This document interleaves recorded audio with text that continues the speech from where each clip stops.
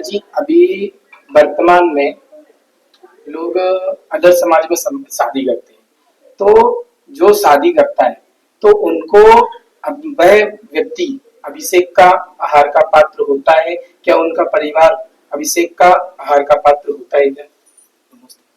ये कपिल भाई ने बड़ा कठिन जटिल प्रश्न कर दिया।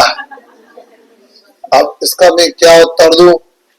देखो, मंदिर में जो दर्शन, अभिषेक, पूजन, विधान आदि की व्यवस्था है, ये तो मंदिर समिति, पंचायत कमेटी के अंतर्गत आती है व्यवस्था है। हम इसको कुछ भी नहीं कहेंगे। कहाँ क्या गड़बड़ी हुई है, कहाँ किसकी क्या गलती है, इतना अवश्य सब जानते हैं।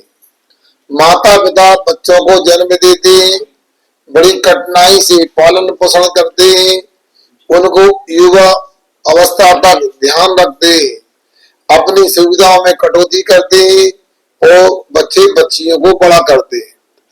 इसके बाद में यदि थोड़ी भी मानवता होती है बच्चों में, तो बिना माता पिता की स्वीकृति के विवाह का सोचते भी नहीं। ये मान लो, उनका काम तो वह भगवान की भक्ति करना, अध्ययन करना होना चाहिए। मीना सुंदरी जैसे आदर्श अपने सामने है, जिसने उसने कहा मैं अपना भगवान की भक्ति और अध्ययन का काम ही करूंगी, विवाह का अधिकार तो माता पिता का होता है। माता पिता जिसके साथ विवाह करेंगे मुझे स्वीकार है।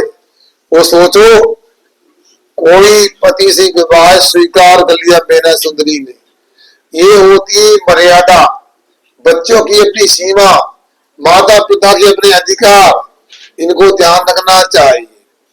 यदि इसका उल्लंघन करते हैं, सुनो, माता पिता को भी अपने बच्चों के लिए स्पष्ट बोल देना चाहिए। आपने यदि विवाह को लेकर यदि हमारी आवश्यकता नहीं समझी, तो हम आपके माता पिता नहीं, वो आप हमारे बच्चे नहीं। और एक बच्चे के साथ में यदि हम लोग कठोर बर्ताव करेंगे, अनुशासित बर्ताव करेंगे, तो कभी भी पुनरावृत्ति नहीं होगी। इसका ध्यान रखना चाहिए। अब अभिषेक पूजन आदि की व्यवस्था तो मंदिर कमेटी की व्यवस्था है, हम उसको कुछ नहीं कहेंगे। कौन सी कास्ट में शादी की, क्या स्थिति है, मंदिर के पंच लोग जाने। हमारी बात है मुनि महाराज की, तो मैं अपने स्तर पर बोलता हूं, जिसने जीने तक लोगों से विवाह किया है, चाहे लड़का हो चाहे लड़की, उन दोनों से हम आहार नहीं लेते। आपका महाराज जी क्षमादान में सबको क्षमा करते हैं, तो इनको भी क्षमा कर देना चाहिए। हम माता पिता हम भी क्षमा कर दे, तो आप भी क्षमा करो। कभी कभी ऐसी क्षमा मत करो जो परंपरा का रूप धारण कर ले। मैं अपनी विधि इकट्ठा सुनाता हूं, कहा कि दिमाग मत लगाना। एक व्यक्ति युवक था, उसने जिन्हें पंजाबी लड़की से शादी कर ली और अनेक साधुओं को उसने आहार दे दिए। तो साधु ने भी आहार ली, कृपा करके दया करके क्षमा कर दो, कोई प्रकाश वगैरह मांग लिया होगा जो भी। मेरे पास में आया, मैं आहार देना चाहता हूँ, चौके में आ गया, मैंने उससे आहार नहीं लिया। उसने हमसे कहा महाराज जी आप हमसे आहार क्यों नहीं लिया आपने? हमने कहा आप क्यों देना चाहते हमको आहार? महाराज हमारी भावना श्रावक है कि श्रावक है तो श्रावक तो भाई जो माता पिता की आज्ञा से शादी विवाह करते हैं। महाराज सबने आहार ले लिया, आप भी ले लो। हमने बोला देखो भाई, हम तेरे को आशीर्वाद देते, तेरे द्वारा भैयावटी भी कराई है हमने, और आहार यदि नहीं लेते तो क्या हमारा आपसे कोई भेदभाव है? नहीं है। फिर आहार क्यों नहीं ले रहा है?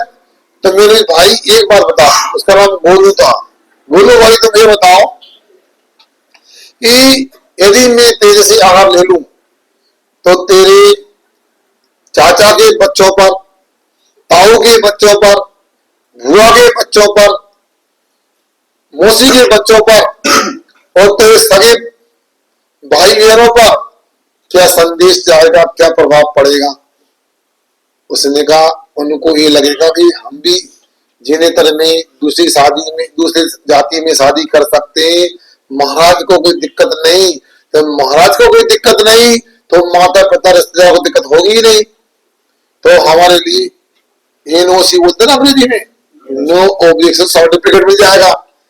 तो यदि मैं तेरे से आहार नहीं लूंगा तो नहीं दिया तो अब ये संकेत जाएगा कि हमें यदि महाराज को आहार देना है, जैन धर्म का पूरा लाभ लेना है, तो भूल करके भी मैं अन्य जाति में विवाह नहीं करूंगा।